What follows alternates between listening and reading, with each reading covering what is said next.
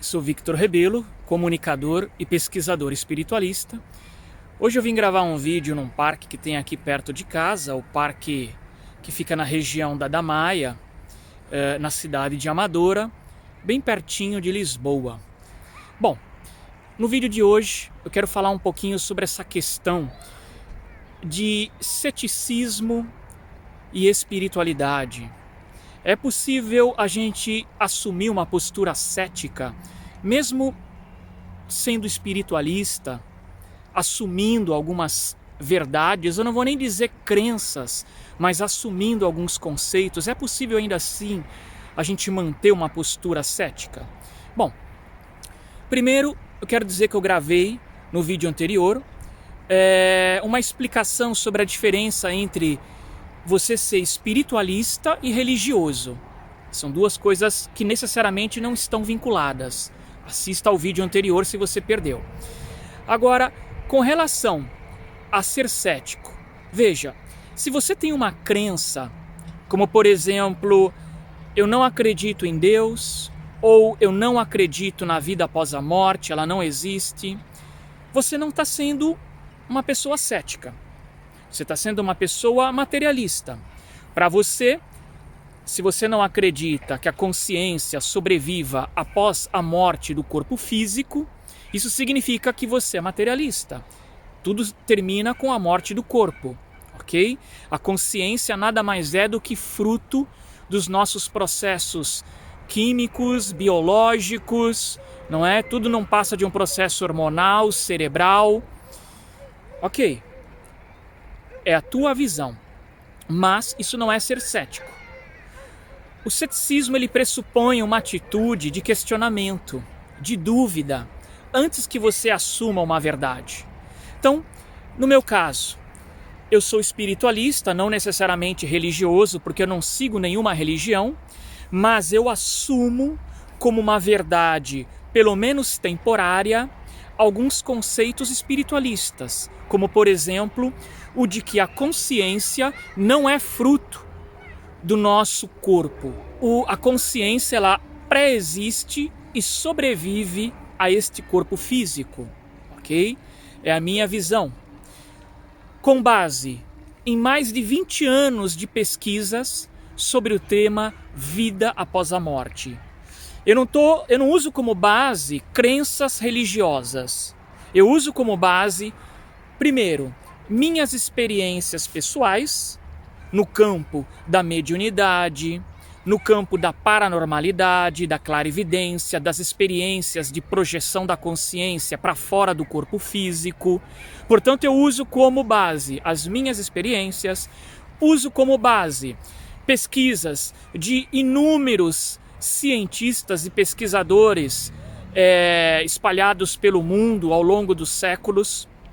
Eu, como editor de revistas na área da espiritualidade, tive o privilégio de entrevistar diversos pesquisadores que utilizam ferramentas da ciência para estudar fenômenos paranormais, vida após a morte. Então eu uso também como base essas pesquisas, uso como base a vida e a experiência de grandes médiums como Francisco Cândido Xavier, entre outros, ok? E uso como base a minha vivência que eu tive com diversos médiums também, que me demonstram, que me fazem assumir que a vida ela pré-existe e continua após a morte do corpo físico. Agora, eu deixo um espaço para que, caso eu esteja errado, eu mude de opinião.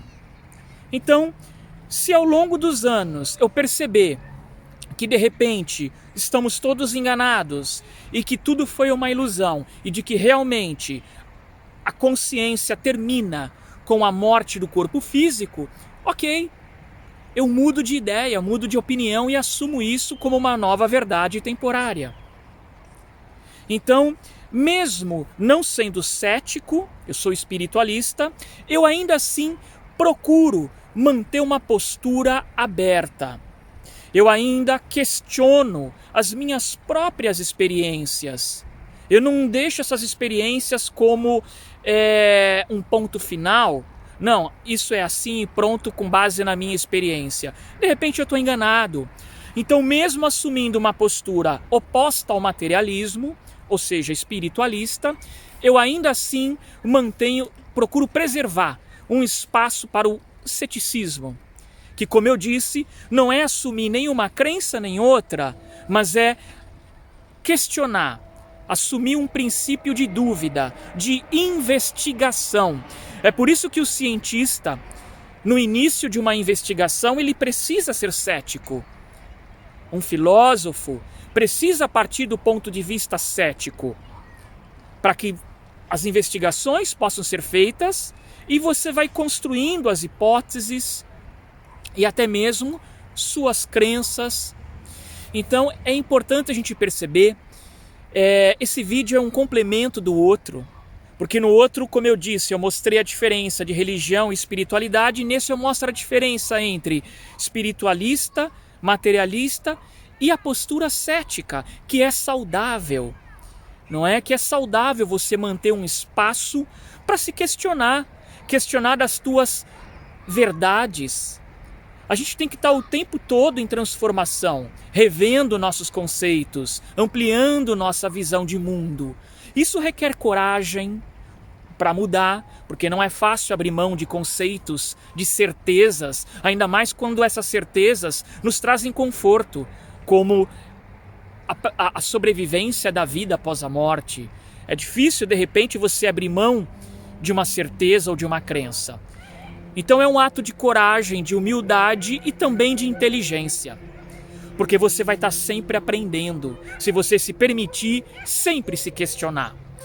Então é muito importante ficar claro que se você procura pesquisar a vida após a morte, ou mesmo pesquisar a consciência, a espiritualidade, entender até que ponto o que você sente, o que você pensa é fruto do teu corpo, das influências externas, até que ponto o que você sente é algo mais profundo da sua própria consciência.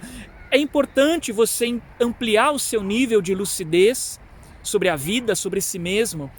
Então, esse estudo da consciência, ou mesmo o estudo da paranormalidade, da mediunidade, você pode usar como base algumas doutrinas? Sim.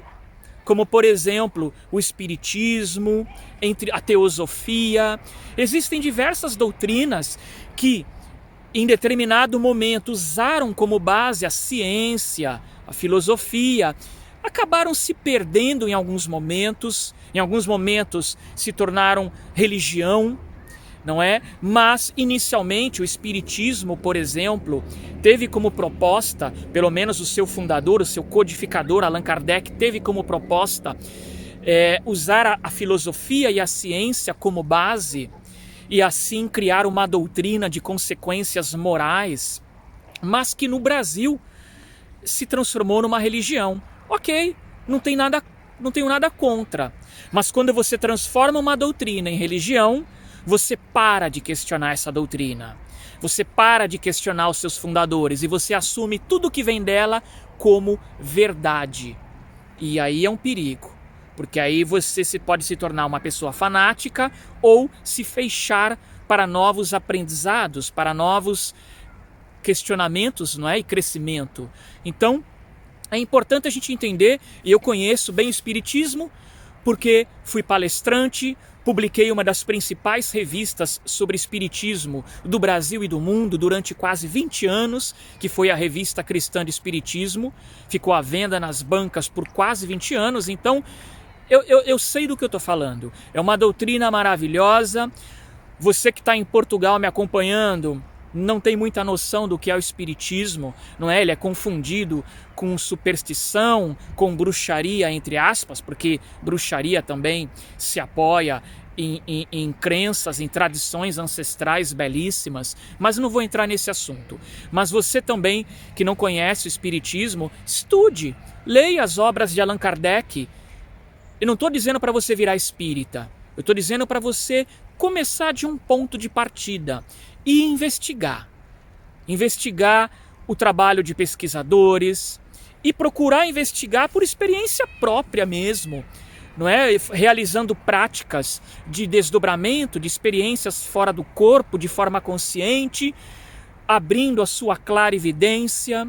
Se você é médium, desenvolvendo a sua mediunidade. Então experimentar em primeira pessoa esse contato com a realidade mais espiritual. E é óbvio, práticas de meditação, não é? Para que você possa ampliar o teu nível de lucidez, não necessariamente de paranormalidade, de parapsiquismo, mas de lucidez, de consciência espiritual, que isso no fundo é o que mais importa, ok? Esse vídeo já está com quase 12 minutos, eu vou parando por aqui e nos vemos no nosso próximo vídeo. Se você ainda não curtiu, curta esse vídeo, deixe o like, inscreva-se no nosso canal e ative o sininho, que é para você receber as notificações. Paz e luz e até o nosso próximo vídeo.